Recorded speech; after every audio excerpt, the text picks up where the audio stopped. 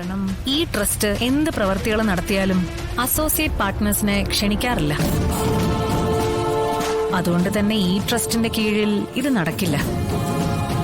മറ്റൊരു ട്രസ്റ്റ് രൂപീകരിച്ച് സ്വാമിയുടെ സപ്പോർട്ടോടുകൂടി ജനനന്മ മാത്രം കരുതി ഇത് നടപ്പിലാക്കിയാലോ? ട്രസ്റ്റിന്റെ തലപ്പത്ത് നമ്മൾ കുറച്ചുപേർ, സ്വാമിയുടെ പുറമെയുള്ള സപ്പോർട്ടും. ക്യാൻസർ വന്ന് മരണത്തോട് മല്ലിടുന്നവർക്ക് സ്വരൂപാനന്ദ സ്വാമിയുടെ ഒരാശ്വാസ കേന്ദ്രം. ജനങ്ങളിൽ സ്വാമിയുടെ ഇമേജ് വർദ്ധിക്കേ ഉള്ളൂ, പണവും മുടക്കണ്ട.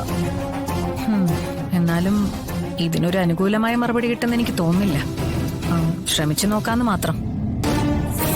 നടന്നത് നന്നായിരുന്നു. ഫണ്ട് മുടക്കാനുള്ള റെഡിയാണ്.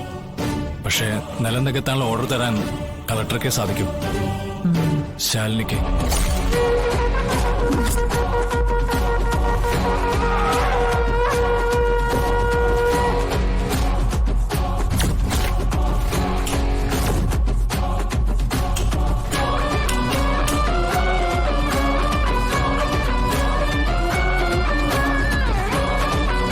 ഇടഞ്ഞു നിൽക്കുന്നതും അവരാണ്, കളക്ടർ ശാലിനി.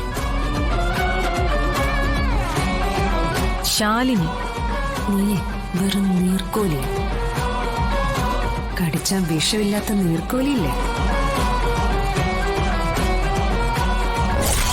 അവളെയാണോ നിങ്ങൾക്ക് ഒതുക്കേണ്ടത്?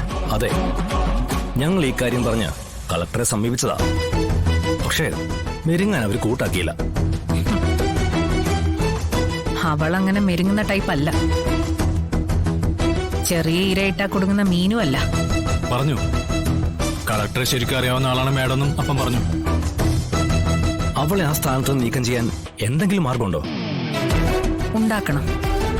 അതിനുള്ള വഴി കണ്ടെത്തണം. അങ്ങനെ കണ്ടെത്തിയാൽ ഇതിൽ എനിക്കെന്താ ഗുണം? ഈ ട്രസ്റ്റിന്റെ തലപ്പത്ത് പ്രഥമ സ്ഥാനം മാഡത്തിനാണ്. പക്ഷേ നമ്മുടെ ശത്രു നിസ്സാരക്കാരിയല്ല. അവളുടെ തലതെറിച്ച സ്വഭാവം കാരണം ഇപ്പൊ അവളുടെ ഭർത്താവ് വിഷ്ണു വരെ സ്ഥലത്തില്ല. നാട് വിട്ടിരിക്കുക. എവിടെയാണെന്ന് ഒരു വിവരമില്ല.